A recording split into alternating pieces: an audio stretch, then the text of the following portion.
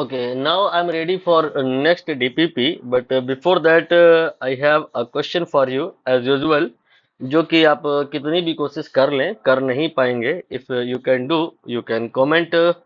Now we have about the session. It is DPP number 8 from the crash course G Advanced 2026. Chapter अभी वही है, units and measurement.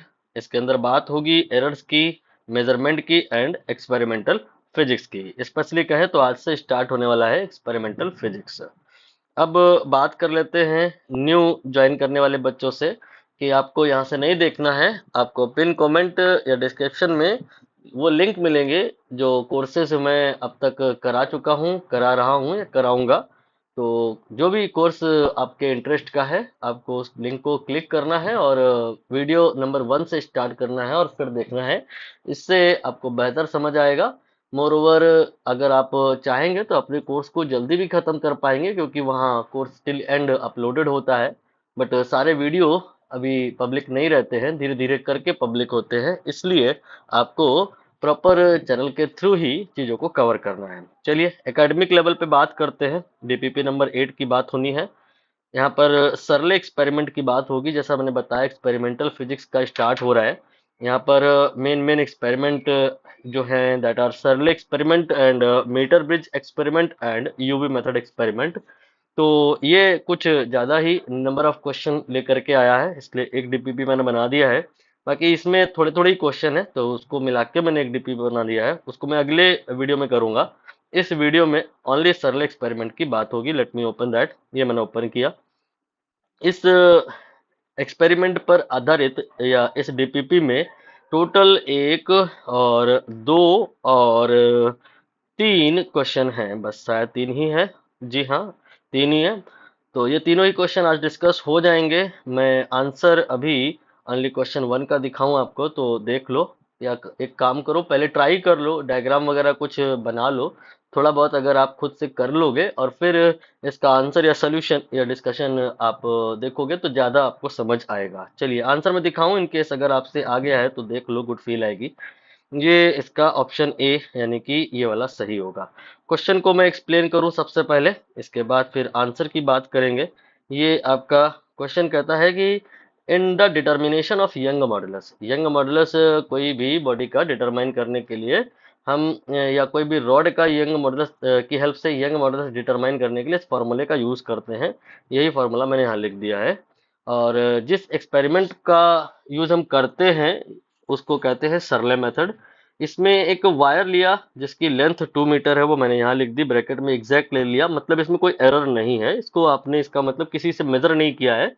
ये आपको पहले से ही पता है कि पूरी तरह से एक्यूरेट है, नो एरर, ये एग्जैक्ट है. एंड स्मॉल डी डायमीटर, इसके बारे में बताया कि ये 0.5 मीटर है, बट आगे चल के बताएंगे कि इसमें एरर है क्योंकि ये आपका स्क्रू गेज से मेजर हुआ है और स्क्रू गेज की जो लीस्ट काउंट है एटलीस्ट उतनी एरर तो अलाउड ही है. उससे ज्यादा भी हो सकती है but minimum error equal to least count. Least count error मैं आपको पहले बता चुका हूँ. वहां पे ये मैंने बताया था कि जिस भी चीज को जिस भी इंस्ट्रूमेंट से मेजर करते हो, इंस्ट्रूमेंट की लीस्ट काउंट जो होती है उससे ज्यादा प्रिसाइज मेजर कर पाना पॉसिबल नहीं है. मीन्स दैट मिनिमम एरर वो लीस्ट काउंट के बराबर हो जाती है. इसलिए डी में जो मिनिमम एरर है वो least count of screw gauge के बराबर लिख दिया है. बाकी जो आपका दूसरा क्वांटिटी है that is L, small L. Small is not the length of the wire, it is extension. 0.25 है इसकी वैल्यू, बट ये मेजर किया किससे आपने, माइक्रोमीटर से. अननेसेसरी पैनिक मत होइए, स्क्रू गेज एंड माइक्रोमीटर यहाँ पर इक्वल है, इंटरचेंज कर सकते हो आप. हालांकि थोड़ा बहुत 19-20 का अंतर हो सकता है. यू कैन से स्क्रू गेज एक माइक्रोमीटर का पार्ट है, या मैं ये बात जो बोला इसको अवॉइड करिए. Screw gauge equal to micrometer मान लीजिए. और इसकी जो लिस्ट काउंट है यानी कि स्क्रू गेज की जो लिस्ट काउंट है वही मिनिमम एल की एरर हो जाएगी. ये हम अभी निकालेंगे स्क्रू गेज की या यू कैन से माइक्रोमीटर की लिस्ट काउंट. इसके बारे में आगे उन्होंने बताया जरूर होगा कि number of divisions are 100 and pitch 0.5. These two informations are here sufficient to calculate the least count. Here we have written N and we have written here pitch. चलिए तो अब ये देखते हैं कि बताना क्या है. बताना है एक्चुअली जब आप यंग मॉडुलस को मेजर करोगे तो इसमें जो टोटल एरर होगी वो एक तो because of measurement of D होगी, दूसरी बिकॉज ऑफ एल होगी। यहाँ टोटल एरर नहीं बतानी है, डी की जो एरर है मतलब टोटल एरर में जो डी का कंट्रीब्यूशन है वो निकालना है, इससे मैंने ईडी लिखा है। और जो टोटल एरर है उसमें एल का जो कंट्रीब्यूशन है वो निकालना है, इससे मैंने ईएल लिखा है। और इनको कंपेयर करना है कि कंट्रीब्यूशन टोटल एरर में कौन ज्यादा कर रहा है, जो डी है वो ज्यादा कर रहा है या एल है वो ज्यादा कर रहा है। क्वेश्चन अब तक आपको क्लियर हुआ होगा। चलिए तो पहले एक काम करते हैं, लिस्ट काउंट निकाल लेते हैं। ये लिस्ट काउंट निकाली है। अब इसके बाद में हालांकि लिस्ट काउंट की जरूरत नहीं है, नहीं भी निकालेंगे तो आंसर आ जाएगा। बहुत आसान है ये क्वेश्चन। पे टोटल एरर अगर निकालनी होती तो क्या करते, हम इस रिलेशन को लॉग लेकर के डिफरेंशिएट करते। मैं वो नहीं करने जा रहा हूँ, कई बार कर चुका हूँ, आप बोर हो जाओगे। y की जगह डेल्टा y बाई वाई लिख दिया जाएगा। और जिन लोगों में कोई एरर नहीं है, जो एग्जैक्ट है, उनको तो टच ही नहीं करेंगे, उनको इग्नोर करेंगे। बाकी l ये लिखेंगे, l की जगह डेल्टा l बाई एल लिखेंगे, और d की जगह डेल्टा d बाई लिखेंगे। और जो पावर है, जो एक्सपोनेंट है, जहाँ पे d के ऊपर देखो 2 है तो 2 मल्टीप्लाई में आ जाएगा। डेरिवेशन पार्ट कोई नीड नहीं है, लॉग लेके करोगे तो लॉग की प्रॉपर्टी होती है कि जो पावर होती है मल्टीप्लाई में आ जाती है, उसकी वजह से यहाँ 2 आ जाएगा। एनीवे अब अगर हम बात करें ई एल की, ई एल क्या है, ये टोटल एरर में एल की वजह से जो कंट्रीब्यूशन हो रहा है, तो ये डेल्टा एल बाई एल है। बट कीप इन माइंड यहाँ पे जो डी की वजह से एरर है वो डेल्टा डी बाई डी नहीं है, देखो ध्यान से, 2 डेल्टा डी बाई डी है। अब हम इन्हें कंपेयर करना चाहते हैं तो डिवाइड कर लो दोनों को। डिवाइड करोगे तो ये आ जाएगा डी बाई टू एल। और डी और एल क्वेश्चन में दिया है, वैल्यू पुट कर लो, ये 1 आ गया। मीन्स दैट ये बात सही है कि आपकी यहाँ पे जो डेल्टा डी है, जो डेल्टा एल है, दोनों बराबर है। डी और एल ये बराबर नहीं है, लेकिन जो टोटल कंट्रीब्यूशन है डी का और डी की वजह से एरर का और एल की वजह से एरर का, वो इक्वल आएगा, कारण ये वाला फैक्टर। तो इसका आंसर आपका ए ऑप्शन हो जाएगा, जहां लिखा है same contribution because of D and because of L both. चलिए तो ये अगला क्वेश्चन है, इसको शुरू करते हैं। इसका मैं आंसर बताऊं, सोल्यूशन देख लो। शायद आपने अगर किया है तो मिला लीजिए, क्या पता सही हुआ हो आपसे। आंसर अगर आप बना ले जा रहे हो तो कॉन्फिडेंस आ जाएगा। यहाँ पर आंसर 3 आएगा। क्वेश्चन क्या है देखते हैं। लिखा है कि स्टील वायर है, डायमीटर बताए हैं उसका 0.5 है। यहाँ मैंने स्टील वायर बनाया, डायमीटर लिख दिया। यंग मॉडुलस गिवन है, वो भी लिख दिया। इसके बाद कह रहे हैं carries a load of mass m। इसमें आपने एक मास पहले तो नहीं है, फिर बाद में आपने मास अटैच किया तो देखा क्या कि इसमें कुछ एलोंगेशन हो गया। इसकी लेंथ 1 मीटर है। कौन सी length? The length of the wire with load. ये लेंथ 1 मीटर नहीं है, ये तो कुछ और रही होगी, माइट भी 0.9 रही होगी या 0.98 रही होगी, वगैरह वगैरह। लेकिन जब तुम कोई मास इस पे अटैच किए तो देखे क्या कि इसकी लेंथ बढ़ी, और बढ़ी हुई लेंथ वो 1 मीटर है। फिर इसके बाद कह रहे हैं वर्नियर स्केल लगाया आपने, जिसके साथ में ऐसा है कि 10 division is attached to the end of this wire. ये जो कहानी बनी हुई है, यही मोस्टली बच्चों को नहीं समझ आती है, और यही समझ में आना बड़ा जरूरी है। यही एक एडिशनल पॉइंट है जो सरल एक्सपेरिमेंट को थोड़ा सा कह सकते हैं कॉम्प्लेक्स कर देता है। वरना बाकी की स्टोरी जो मैंने ऊपर बताई वो सब तो सबको समझ आ जाती है। तो यहाँ पर ये जो आपका है ये मेन स्केल है, और ये जो है वर्नियर स्केल है। और शुरुआत में जब अभी एम आपने लगा रखा है, अभी और एक्चुअली मास बढ़ाओगे, लेकिन अभी नहीं, पहले इतने ही एम रखते हैं, फिर बाद में एम को बढ़ा के इतना करेंगे। तो क्या है कि जब आपका लेंथ 1 मीटर है, दैट टाइम जो ये आप वर्नियर कैलिपर्स लगाए हो, जिसका ऑब्जेक्टिव है कि अभी जब लेंथ अगर बढ़ेगी तो उसको मेजर करना है। तो देखे क्या कि अभी तो 0 0 है, मेन स्केल का 0 वर्नियर स्केल के 0 से कंसाइड कर रहा है। फिर आपने लोड को बढ़ा करके m प्लस 1.2 कर दिया, मतलब 1.2 kg और लोड बढ़ाया। ये सब क्वेश्चन में गिवन है। देखो यहाँ पे लिखा है कहीं पे कि लोड इंक्रीज्ड टू नहीं लिखा है, इंक्रीज्ड बाई, मतलब जो है वो तो है, और 1.2 और बढ़ा दिया। इसके वजह से क्या हुआ, इसमें एलोंगेशन हुई, और 1 मीटर जो लेंथ थी वो ऑलरेडी नेचुरल लेंथ से कुछ एक्स्ट्रा थी, और एलोंगेशन हुआ। और ये जो भी एलोंगेशन हुआ की वजह से ये जो आपका वर्नियर स्केल है ये स्लाइड डाउनवर्ड हुआ, इसकी डाउनवर्ड स्लाइडिंग हुई। और पूछा गया है कि जब ये स्लाइड कर जाएगा नीचे तो वर्नियर का जो कोई ना कोई डिवीजन होगा, मेन के किसी ना किसी से कंसाइड करेगा, वही बताना है। रीडिंग करते हैं, अभी क्लियर हो जाएगा। The 10 division of vernier scale correspond to 9 division of main scale. ये बात तो इसलिए दी गई है कि आप वो निकाल पाओ लिस्ट काउंट। 10 डिवीजन आपका वर्नियर स्केल का 9 डिवीजन अगर मेन स्केल के बराबर है तो आप लिखोगे कि 10 VSD इक्वल टू 9 MSD, और यहाँ से VSD निकाल लोगे, that will be 0.9, you can से MSD।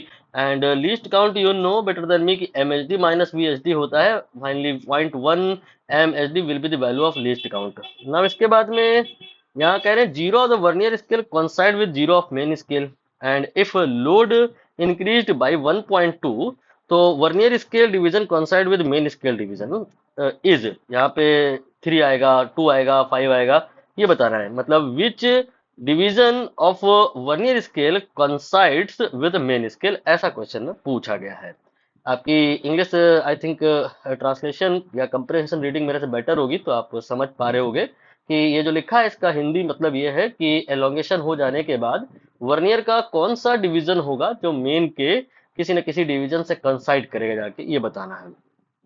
ठीक है, के लिए ये देखना पड़ेगा कि ये एक्स्ट्रा एलोंगेशन कितना हुआ।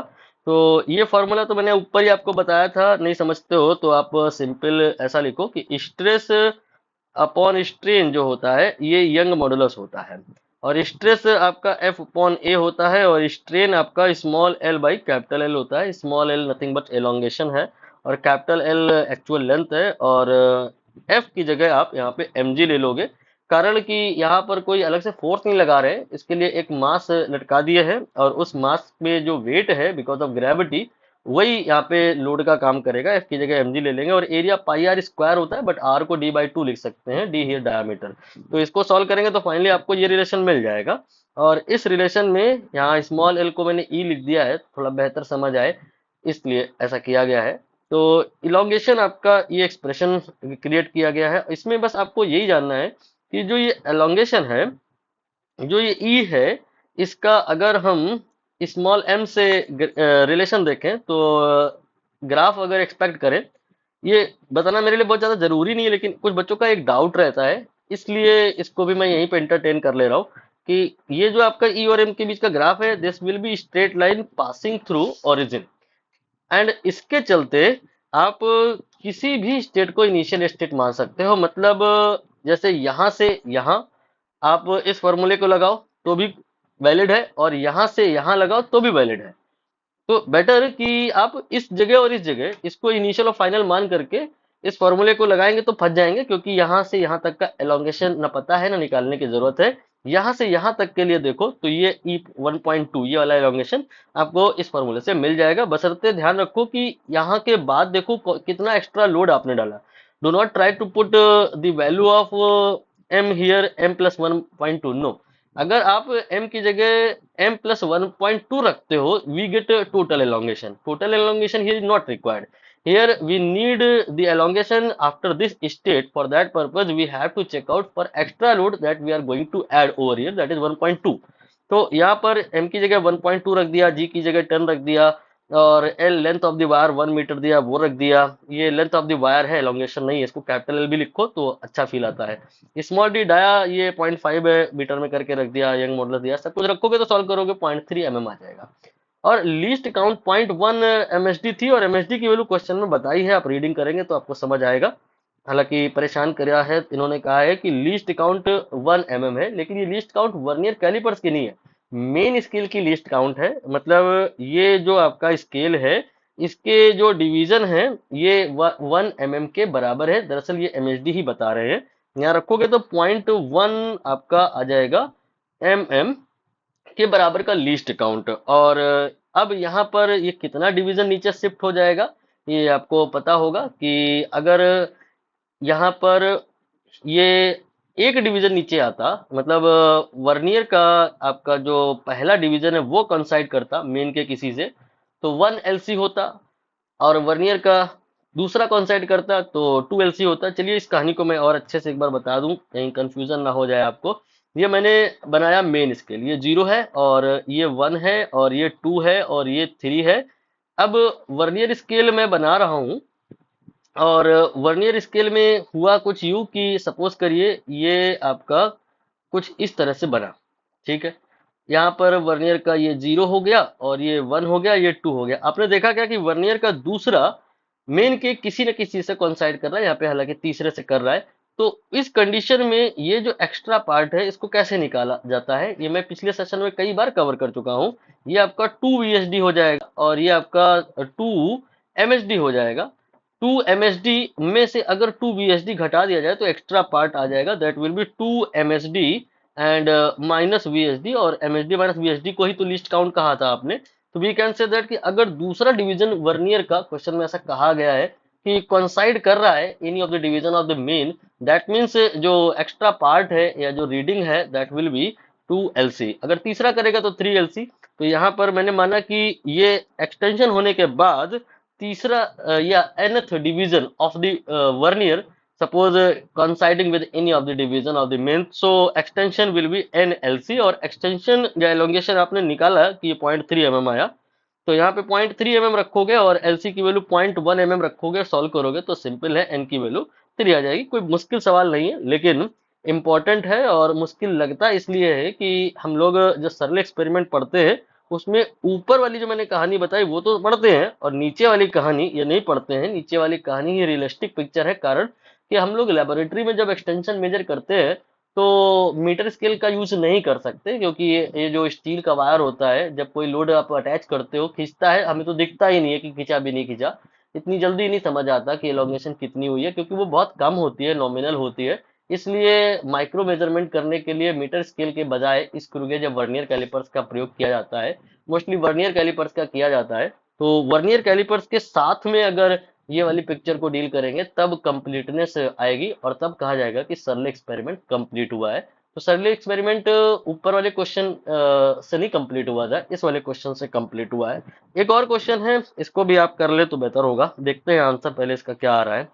में रीडिंग करते हैं, कह रहे हैं कि ड्यूरिंग सरले experiment zero of the vernier lies between this and that. तो यहाँ पर पहले एक वायर कंसीडर करो, उसका लेंथ इन्होंने क्वेश्चन में कहीं ना कहीं बताया होगा कि 2 मीटर है, और एरिया भी वो भी बताया होगा। फिर इन्होंने लोड लगाया, जब लोड अप्लाई किया तो एलोंगेशन हुआ, और एलोंगेशन हुआ तो उसको मेजर करने के वास्ते वर्नियर कैलिपर्स का प्रयोग किया, और देखा क्या कि जो वर्नियर का ये जीरो है, ये दिस एंड दैट, ऐसा क्वेश्चन में बोला है, दिस एंड दैट के बीच में कहीं आ रहा है।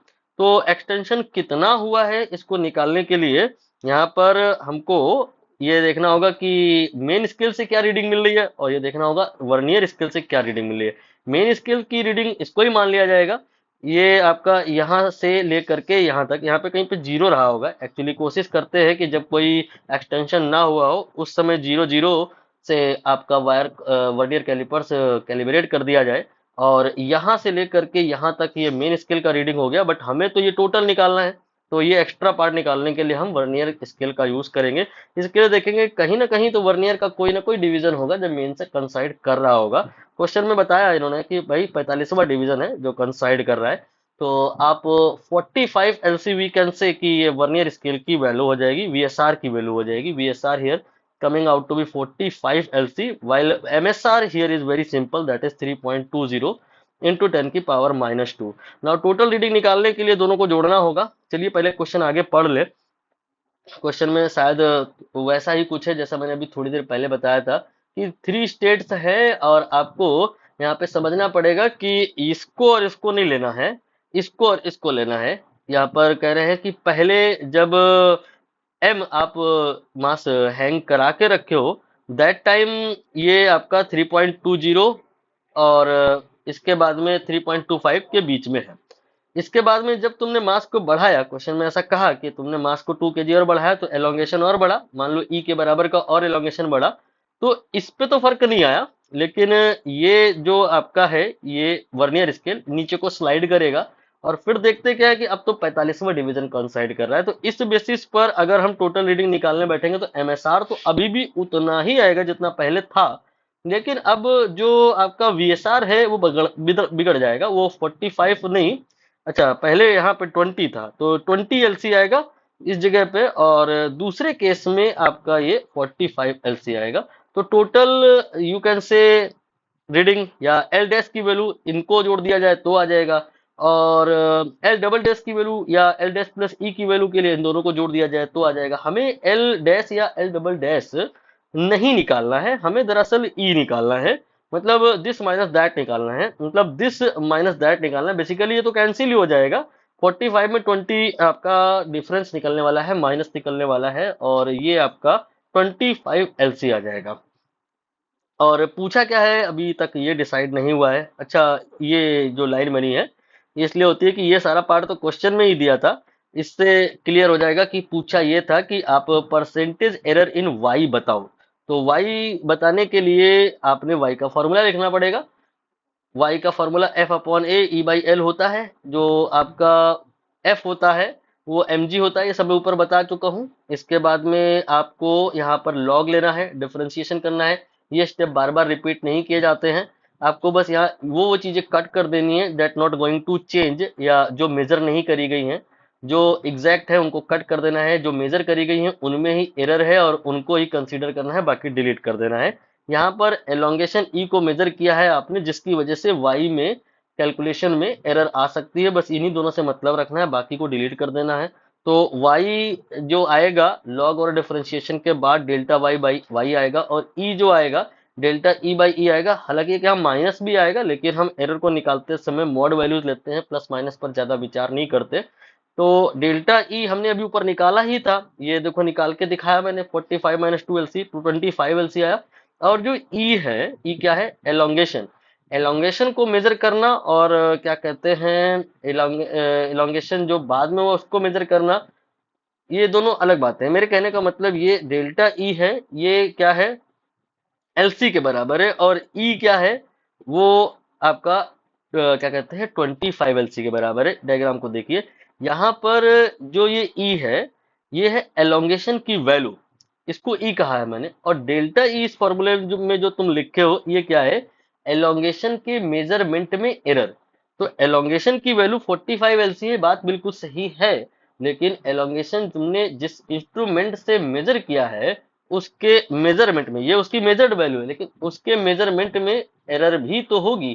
कितनी होगी? एटलीस्ट लीस्ट काउंट के बराबर होगी। ये मैं आपको बिगिनिंग से बता रहा हूँ कि जब भी कोई चीज किसी इंस्ट्रूमेंट से मेजर होती है तो उसके मेजरमेंट में मिनिमम लीस्ट काउंट के बराबर तो एरर होती ही है। तो delta E absolute error in elongation, yeah, in measurement of elongation, that will be LC. You have to put these values over here, and when you solve you get simple 4। बस यही answer है इस question का। ये भी कोई question आसान नहीं है, भले ही आपको आसान लगा हो। ये सब जेई एडवांस के क्वेश्चन है, मजाक नहीं चल रहा है।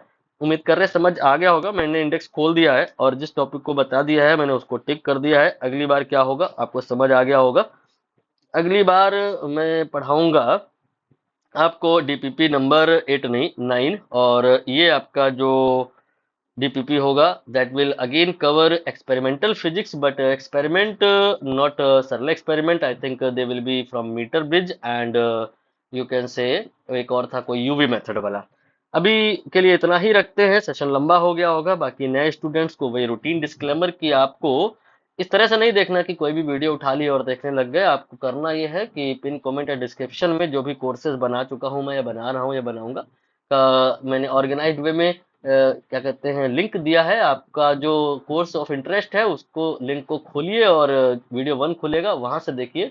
सिक्वेंस सीरीज में सारे वीडियो देखिए ताकि आपको सब कुछ समझ आए। और जो वीडियो अभी मैंने पब्लिक नहीं किए हैं आपको वहां वो भी मिल जाएंगे, आप चाहें तो उन्हें टाइमली अपने नीड के हिसाब से जल्दी से भी फिनिश कर सकते हैं। और अब हम फिर चलते हैं उसी क्वेश्चन की तरफ जो आप अभी तक नहीं कर पाए हैं। जब तक मैं ये वीडियो रिकॉर्ड कर रहा हूँ तब तक ये क्वेश्चन कोई नहीं कर पाया है। उम्मीद करते हैं आगे ज्ञानी लोग हैं इसको ट्राई करेंगे और करके बताएंगे कि इसका आंसर क्या आ रहा है। जब एग्जाम का समय चल रहा हो तब इस क्वेश्चन को ना करिएगा, क्योंकि चांस नहीं है कि आप इस क्वेश्चन को कर पाए, मुश्किल हो सकती है आपके लिए, तो आप अवॉइड करिए। तो अब तक के लिए अपना ध्यान रखिए। मिलते हैं आपसे अगले वीडियो में, दैट इज डीपीपी नंबर 9। बहुत बहुत धन्यवाद।